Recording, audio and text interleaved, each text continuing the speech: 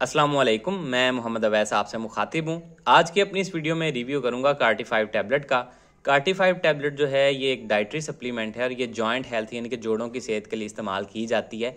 अब इसके फ़वाइद क्या हैं, इसके नुकसानात क्या हो सकते हैं, तरीका इस्तेमाल क्या है, किन किन मसाइल में इसको यूज़ किया जाता है और किन अफराद में इसका इस्तेमाल नहीं करना चाहिए, ये सारी डिटेल इंशाल्लाह इस वीडियो में मैं आपको दूंगा। लेकिन उससे पहले आपसे गुजारिश है, अगर आप चैनल पर नए हैं वीडियो को लाइक कीजिएगा और चैनल को भी सब्सक्राइब कर लें।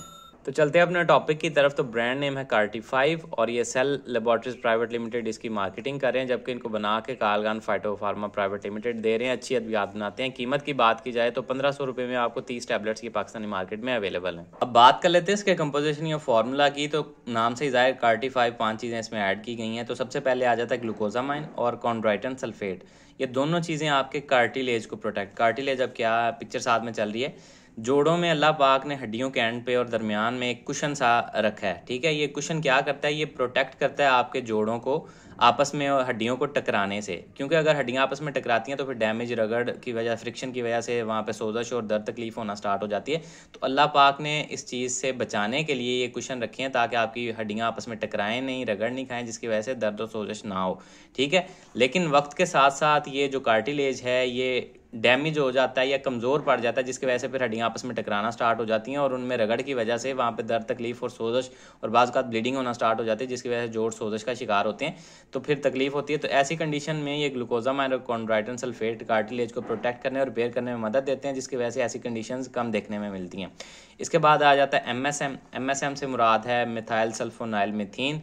ये बेसिकली एंटी इन्फ्लेमेटरी प्रॉपर्टी रखता है, यानी कि सोजश को कम करने की सलाहियत रखता है। तो जोड़ों में सोजश की वजह से ये जो दर्द तकालीफ होती हैं उनको कम करने में मदद मिलती है इसके इस्तेमाल के साथ। इसके बाद आ जाता है hyaluronic acid. Hyaluronic acid basically as a lubricant काम करता है। जैसे कि आप किसी मशीनरी को ऑयल देते हैं, ग्रीस देते हैं ताकि वो आसानी से वर्क करे और मूवमेंट उसकी जो है बेहतर रहे, रगड़ ना हो, फ्रिक्शन लेस हो, तो ऐसे ही हाइलोरोनिक एसिड आपके जोड़ों में एज आ ग्रीस समझ लें या ऑयल समझ लें काम करता है, जिसकी वजह से आपके जोड़ फ्रिक्शन लेस रहते हैं, कम उनमें फ्रिक्शन कम होती है, आसानी से मूव करते हैं और हरकत करने में आसानी होती है, जिसकी वजह से सही से वर्क करते रहते हैं आपके जॉइंट्स। इसके अलावा आ जाता है विटामिन D3। तो विटामिन D3 आप लोग सब जानते हैं कैल्शियम की एब्जॉर्प्शन को बेहतर बनाता है और कैल्शियम हमारे जोड़ों और हड्डियों की सेहत के लिए बहुत ज़्यादा ज़रूरी है, तो इसलिए इसका इस्तेमाल करवाया जाता है।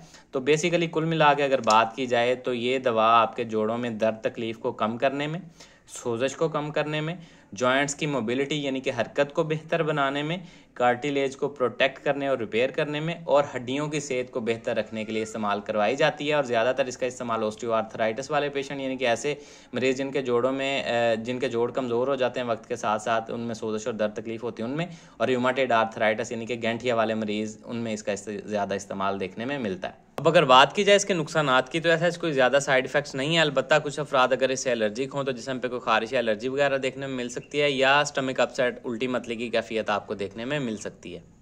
अब किन अफराद को इसका इस्तेमाल नहीं करना चाहिए, तो ऐसे अफराद जो ब्लड थिनर मेडिसिन यानी कि खून को पतला करने वाली अद्वियात का इस्तेमाल कर रहे हैं, वो बगैर डॉक्टर के मशवरे के कभी भी इसका इस्तेमाल उनके साथ ना करें, चूँकि ये दोनों आपस में इंटरेक्शन कर सकती हैं, इसलिए एहतियात करनी चाहिए। अब अगर बात की जाए इसके तरीका इस्तेमाल या डोजेज के बारे में, तो मोस्टली इसकी एक टैबलेट दिन में एक दफ़ा या सुबह शाम आपकी कंडीशन के हिसाब से डॉक्टर्स आपको प्रेस्क्राइब करते हैं, तो आप एक गिलास पानी के साथ खाने के बाद इसको ले सकते हैं, या जिस तरह से आपके डॉक्टर्स आपको प्रेस्क्राइब करें उस तरह से यूज़ कीजिएगा। तो ये सारी डिटेल थी कार्टी5 टैबलेट से रिलेटेड।